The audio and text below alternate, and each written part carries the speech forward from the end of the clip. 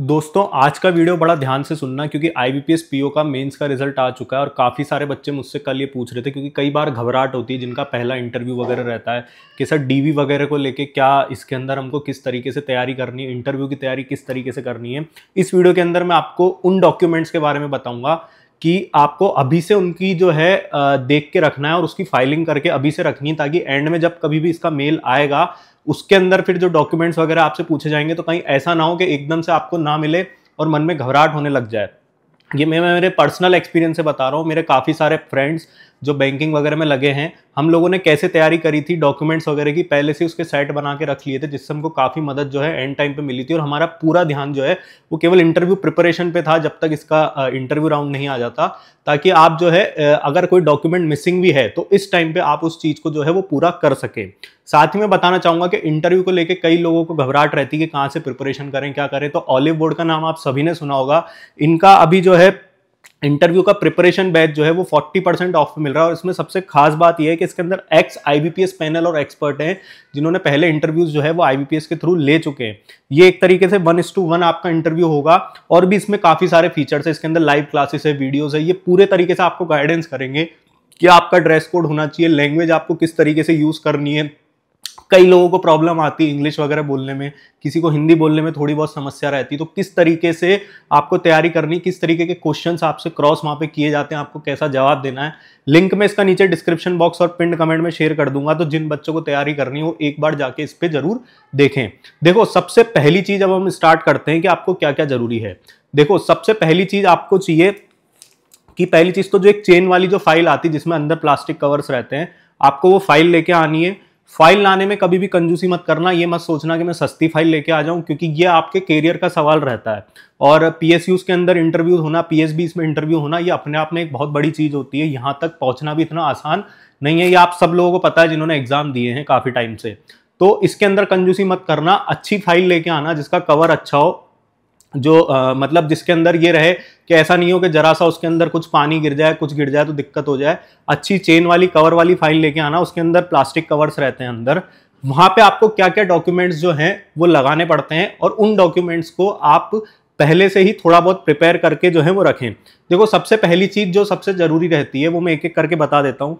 आपकी 10th की marksheet जो है, ये सारी चीजें जो मैं बोलूंगा ये ओरिजिनल आपको अभी रखनी है। ये 10th की मार्कशीट आप पहले से निकाल के रख लेना, 12th की मार्कशीट आपकी निकाल के रख लेना। उसके बाद 10th और 12th का जो सर्टिफिकेट रहता है जो आपको मिलता है बोर्ड की तरफ से, वो आपको निकाल के रखना है। आपका बर्थ सर्टिफिकेट साथ में लेके चलना। अब बर्थ सर्टिफिकेट मान लो किसी का मिसप्लेस हो गया है जो भी है, तो 10th की मार्कशीट जो रहती है एक तरीके से बर्थ सर्टिफिकेट के तौर पे वो काम आ जाती है। लेकिन फिर भी सेफर साइड के लिए मैं यही बोलूंगा कि बर्थ सर्टिफिकेट अगर नहीं है तो उसको बनवा के रख लें, या अगर आपके पास ऑलरेडी है तो उस सेट के अंदर उसको लगा के जो है वो जरूर रखें। इसके अलावा आपका आधार कार्ड, आपका पैन कार्ड, कुछ लोग ये बोलेंगे दोनों में से एक चीज जरूरी है, नहीं, मैं बोलूंगा दोनों चीज आप लेके जाओ। सेफर साइड के लिए दोनों चीज आपके पास जो है वो रहना जरूरी है, आधार और पैन दोनों। इसके बाद अगर हम देखें तो ग्रेजुएशन आपने जिसमें किया है, मान लो किसी ने बीटेक किया है, किसी ने जो है बीएससी किया है, किसी ने बीकॉम किया है, तो हर यूनिवर्सिटी का अलग अलग तरीके के पेपर्स होते हैं। किसी में सेमेस्टर सिस्टम रहता है, किसी में एनुअली पेपर होते हैं। तो जितने एग्जाम आपके हुए हैं, चाहे सेमेस्टर वाले हो या एनुअल हो, हर साल की मार्कशीट आप जो है जमा के रखें। मान लो किसी का 3 साल का 3 मार्कशीट है तो पूरी 3 मार्कशीट को जो है वो सेट बना के रखे। अगर किसी की जैसे बीटेक वगैरह में सेमेस्टर सिस्टम्स रहते हैं तो जितने सेमेस्टर के आपके एग्जाम्स हुए उन सबकी मार्कशीट जो है वो जमा के रखें, उसके अंदर बिल्कुल कंजूसी ना करें। उसके बाद जो कॉलेज की डिग्री होती है आपकी, वो उसके अंदर रखें। अब कई बार ऐसा होता है किसी की नई नई ग्रेजुएशन हुई होती है तो डिग्री आने में काफी टाइम लगता है, तो प्रोविजनल सर्टिफिकेट जो है वो कॉलेज की तरफ से मिल जाता है, उसको अभी से लाके अपने पास रख लें। फिर इसके साथ ही आपका कैरेक्टर सर्टिफिकेट जो लास्ट आपने जहां से पढ़ाई करी है उसकी तरफ से आपको मिला होगा, नहीं मिला है तो वहां से जाके ले आए। सेफर साइड के लिए उसको भी लेके रख ले, कैरेक्टर सर्टिफिकेट को। और इसके अलावा आपने कोई हायर एजुकेशनल क्वालिफिकेशन अगर किया है, मान लो अगर आपने फॉर्म फिलिंग के वक्त शो किया, अगर शो नहीं किया है तो घबराने की बात नहीं है, लेकिन अगर शो किया है फॉर्म फिलिंग के वक्त कि किसी ने मान लो एमकॉम भी कर रखा है, एमटेक भी कर रखा है, जो भी कर रखा है, तो उसकी भी मार्कशीट उसी तरीके से डिग्री वगैरह सब जो है अपना सेट पूरा बना के चलें।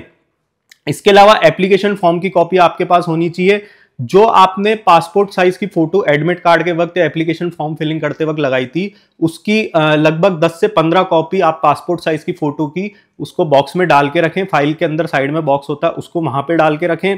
और इसके अलावा अगर हम देखें तो जो रिजल्ट आपका आया था आईबीपीएस पीओ मेंस का और प्रीलिम्स का भी अगर आपके पास है, तो दोनों का जो है जेरोक्स फोटो स्टेट करा के और एक एक कॉपी उनकी भी निकाल के रखें अपने पास। बाय चांस अगर कोई पूछ लेता है, वो एडमिट कार्ड वगैरह अगर आपके पास पड़ा है तो उसको भी सेट में जमा के रखें।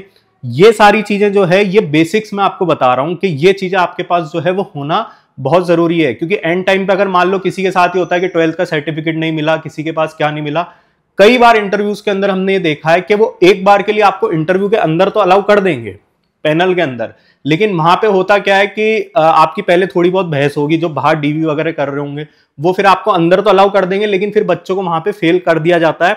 ऐसा काफी केसेस में होता है, खासकर की जो स्पेशलिस्ट ऑफिसर की जो इंटरव्यूज होते हैं उसके अंदर ये देखा है, क्योंकि उसके अंदर जो क्वालिफिकेशन को लेकर कंफ्यूजन रहता है वो बहुत ज्यादा रहता है। किसी बच्चे ने मेजर के अंदर एचआर नहीं कर रखा होता और उसने एचआर भर दिया होता है, तो वो फिर अंदर इंटरव्यू में तो आपको अलाउ कर देते हैं, लेकिन वहां पे फिर आपको फेल कर दिया जाता है।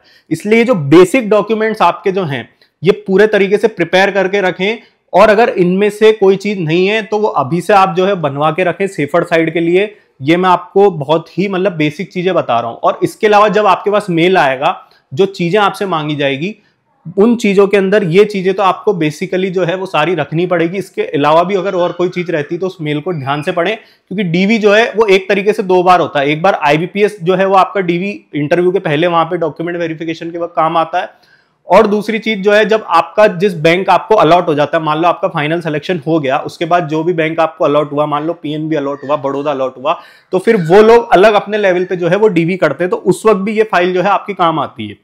ये जो सारी चीजें मैंने बताई, इनकी दो दो फोटो स्टेट भी करा के रखें, और और ओरिजिनल कॉपी जो है वो भी साथ में अपने इसको अभी से रखें उस फाइलिंग के अंदर जमा के, ताकि एंड टाइम पे आपको जो है वो पैनिक जो है वो नहीं होना पड़े।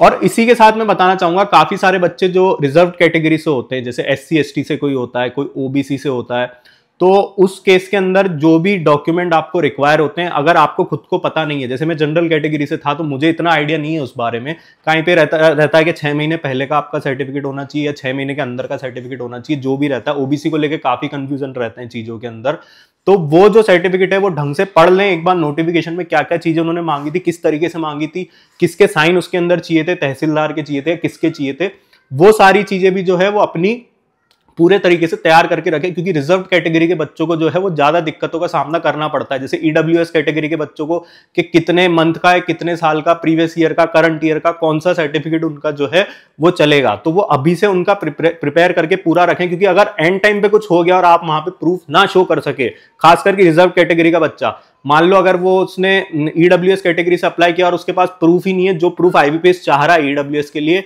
तो ये मेरी बात अभी समझ के रख लेना कि वो इंटरव्यू में आपको अलाउ कर देंगे, लेकिन बाद में जो है वो आपको दिक्कत हो जाएगी, वो कहीं ना कहीं आईबीपीएस आपको दूसरे तरीके से जो है वो रिजेक्ट कर देगा। और इसके अलावा और कोई डाउट है तो नीचे कमेंट बॉक्स में टाइप करें, और हमारे चैनल को लाइक शेयर सब्सक्राइब करें। आप लोग का बहुत बहुत धन्यवाद।